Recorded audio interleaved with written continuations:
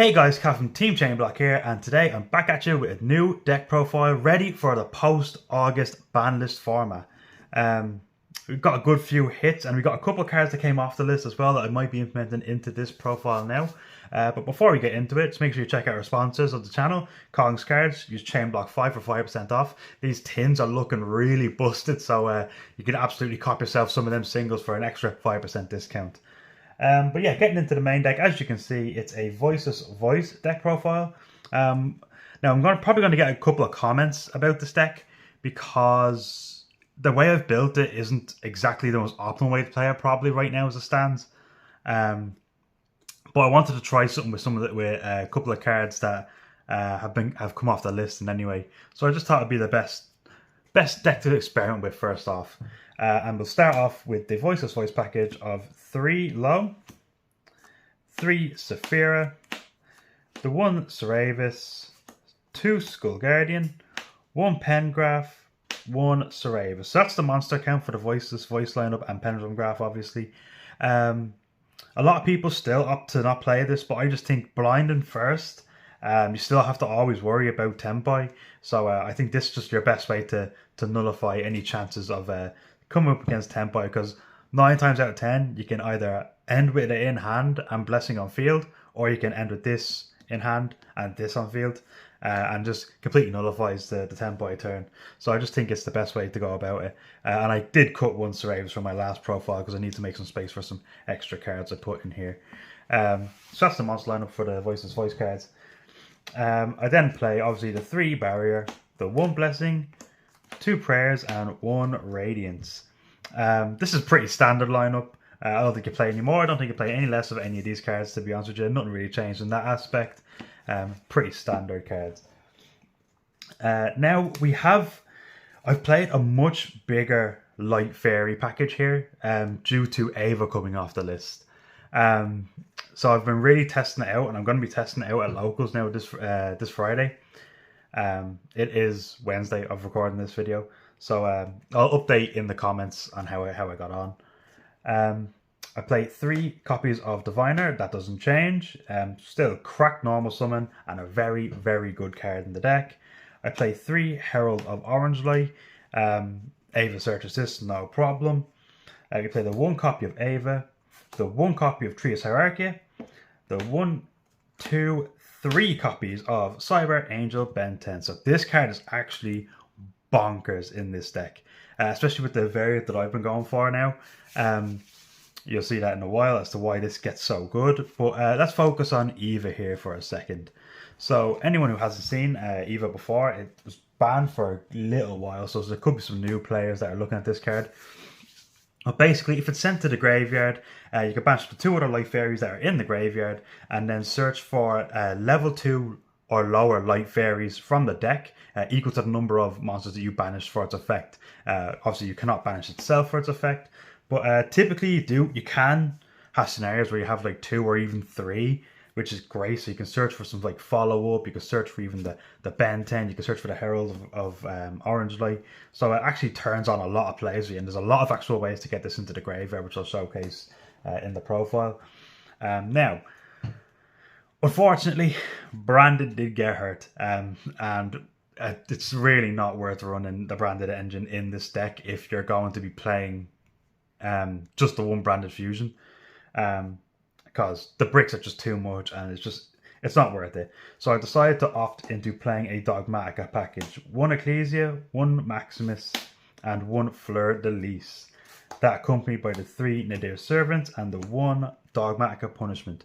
This engine really, really helps let you see the likes of like getting Ava in the graveyard or Ben 10 and stuff.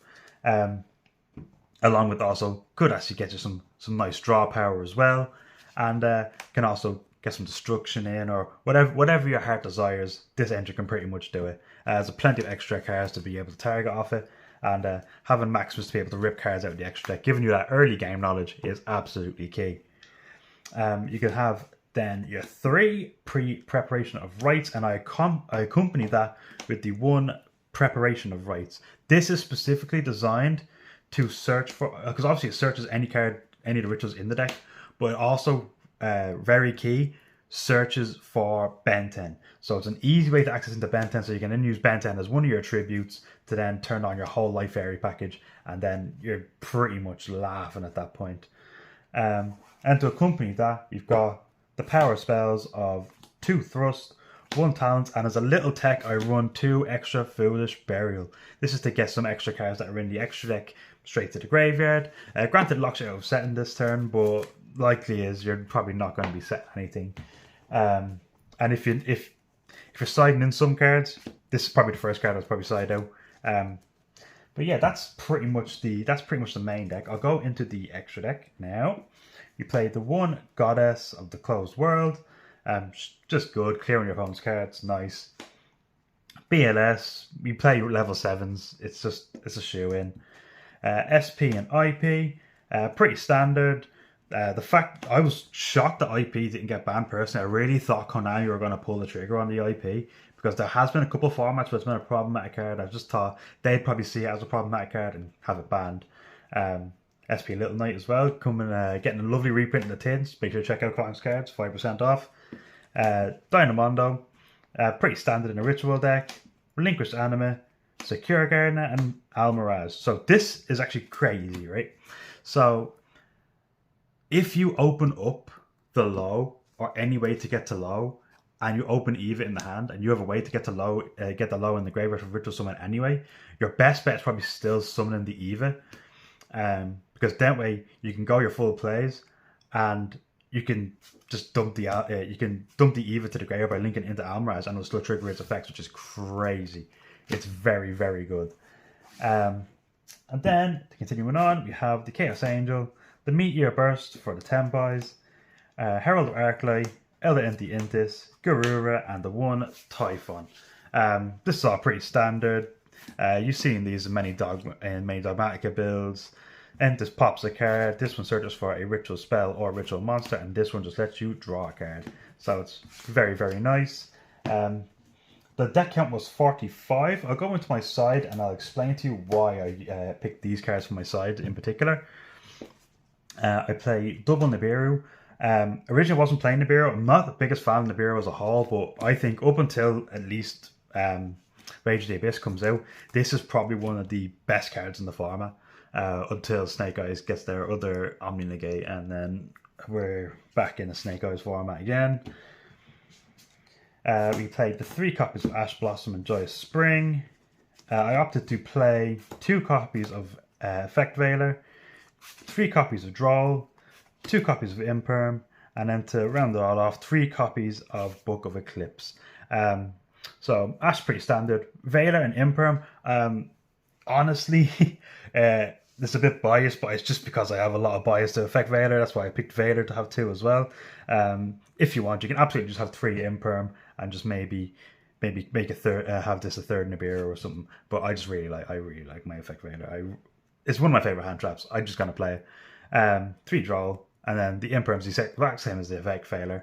Not once per turn, pretty crazy. And then Book of Eclipse, funny enough, a lot of people cite this in going second, but it's actually hilarious. If I see that I'm going against a Tempo player and you side in Book of Moon, you see it, and they make you go first, and you just flip their materials, it's funny.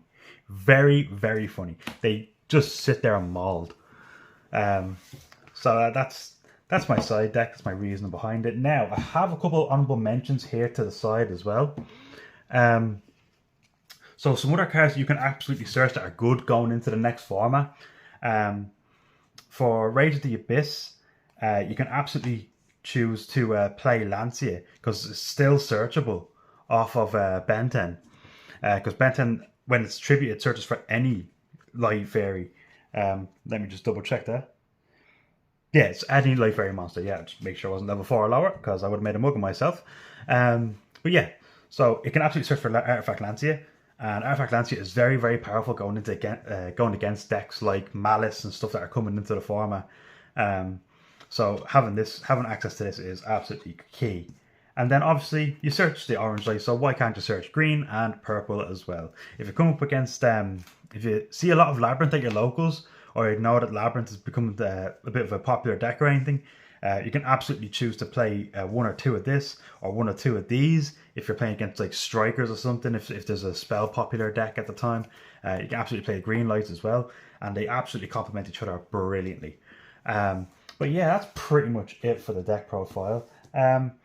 Now, as I like to always say in my deck profiles, that this list isn't 100% final. I do look at the comments. I do look at any criticisms that people may have for the deck list. So absolutely do leave any comments that you think I should suggest putting in, or anything that you think would work out great. I will update the comment section. I'll put something into the comment section saying how well I did and any changes I probably would make on Friday. But yeah, thanks for sticking with us. Please like, subscribe, and peace.